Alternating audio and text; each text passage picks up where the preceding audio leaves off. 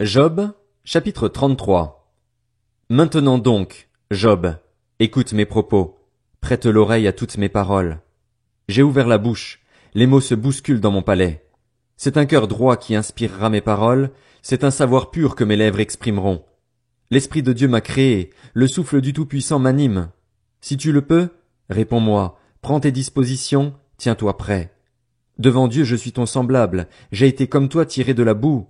Ainsi, mes terreurs ne te tourmenteront pas et mon autorité ne pèsera pas sur toi. Cependant, tu as bien dit devant moi, et j'entends encore le son de tes paroles. Je suis pur, je n'ai pas commis de transgression. Je suis irréprochable, je n'ai pas commis de faute. Pourtant, Dieu a trouvé des raisons de s'en prendre à moi. Il me traite comme son ennemi. Il met mes pieds dans des entraves. Il surveille tous mes mouvements.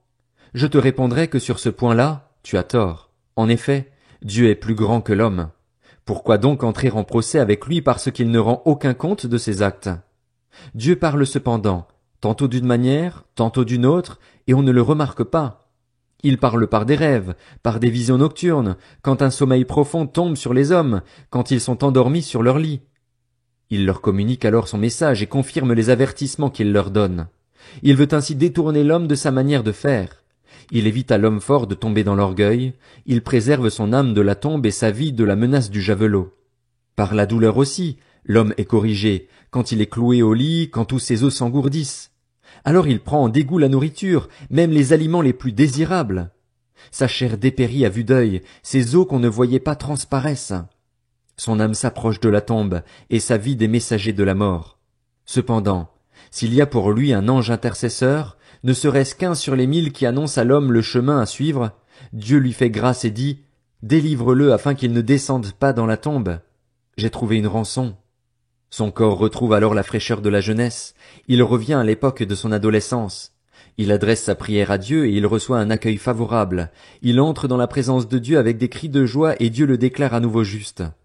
Il chante devant les hommes et dit, j'ai péché, j'ai perverti ce qui était droit, et je n'ai pas été traité comme je le méritais. Dieu a racheté mon âme pour qu'elle n'aille pas dans la tombe et ma vie peut contempler la lumière. Voilà tout ce que Dieu fait, 2 fois, 3 fois, avec un homme pour écarter son âme de la tombe et pour qu'il jouisse encore de la lumière des vivants.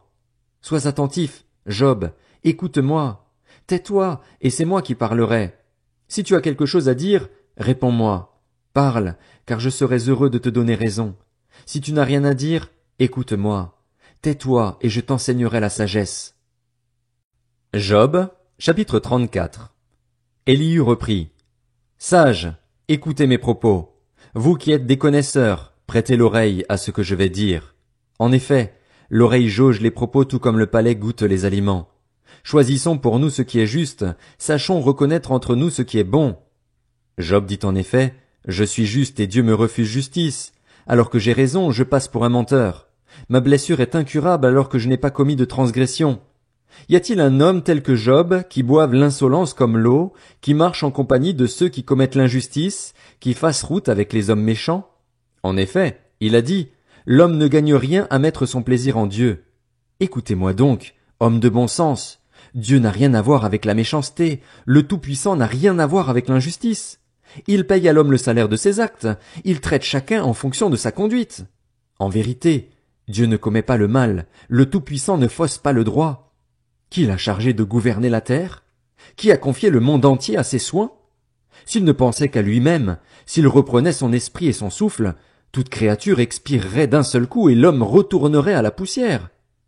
Si tu as de l'intelligence, écoute ceci, prête l'oreille au son de mes paroles. Celui qui déteste le droit pourrait-il vraiment régner? Condamnerais-tu le juste, le puissant? Dit-on au roi, vous êtes des vauriens, et au prince, vous êtes des crapules? Lui, il ne favorise pas les chefs et ne privilégie pas le riche face aux pauvres, parce que tous sont l'œuvre de ses mains. En un instant, il meurt. Au milieu de la nuit, un peuple est ébranlé et disparaît. Le tyran est écarté sans aucune intervention humaine. En effet, Dieu est attentif à la conduite de l'homme, il voit tous ses pas. Il n'y a ni ténèbres ni ombre de la mort assez obscure pour cacher ceux qui commettent l'injustice. Dieu n'a pas besoin d'observer longtemps un homme pour le faire entrer en jugement avec lui. Il brise les grands sans avoir à faire d'enquête et il les remplace par d'autres, car il connaît leur manière d'agir. En une nuit, il les renverse et ils sont écrasés. Il les frappe comme des criminels, en public. C'est parce qu'ils se sont détournés de lui, parce qu'ils n'ont pas prêté attention à toutes ses voix. Ils ont fait monter vers lui le cri du faible, or il entend le cri des plus humbles. S'il choisit la tranquillité, qui prononcera une condamnation? S'il cache son visage, qui pourra le voir? Il domine sur les nations aussi bien que sur les individus pour empêcher l'homme impie de régner et d'être un piège pour le peuple. En effet, a-t-il déjà dit à Dieu: j'ai supporté les conséquences de ma faute, je cesserai de faire le mal. Montre-moi toi-même ce que je ne vois pas encore. Si j'ai commis des injustices, je n'en commettrai plus. Est-ce d'après toi que Dieu rendra justice alors que tu fais preuve de mépris? C'est à toi de choisir, pas à moi. Ce que tu sais, dis-le donc. Les hommes de bon sens ainsi que les sages qui m'écoutent me diront: Job parle sans rien savoir et ses paroles manquent de discernement. Que Job soit donc mis à l'épreuve jusqu'au bout, puisqu'il répond comme le feraient des hommes adonnés au mal. En effet, il ajoute la révolte à son péché. Il sème le doute au milieu de nous et il multiplie ses paroles contre Dieu. Job, chapitre 35. Élie reprit: penses-tu avoir raison? Tu te prétends juste devant Dieu, tu dis: si je ne pêche pas, quelle importance pour toi? Et moi, qu'est-ce que j'y gagne? C'est moi qui vais te répondre, ainsi qu'à tes amis en même temps. Considère le ciel et regarde. Observe les nuages. Ils sont bien au-dessus de toi. Si tu pêches, quel tort lui causes-tu? Et quand tes révoltes se multiplient, en quoi cela le touche-t-il? Si tu es juste, quel cadeau lui fais-tu ou que reçoit-il de ta part? Ta méchanceté ne peut atteindre qu'un homme comme toi. Ta justice ne touchera qu'un être humain. On crie à cause de la violence de l'oppression. On appelle au secours à cause des actes des grands, mais personne ne dit: où est Dieu?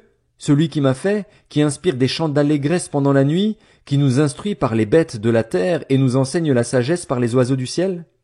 On a beau crier alors, Dieu ne répond pas, à cause de l'arrogance des hommes mauvais. Vraiment, il ne sert à rien de crier. Dieu n'écoute pas, le Tout-Puissant ne le remarque pas. Même si tu affirmes ne pas le remarquer, ta cause est devant lui. Attends-le. Mais maintenant, parce que sa colère n'intervient pas encore et qu'il semble indifférent aux pires offenses, Job ouvre la bouche pour parler dans le vide, il multiplie les propos sans rien savoir.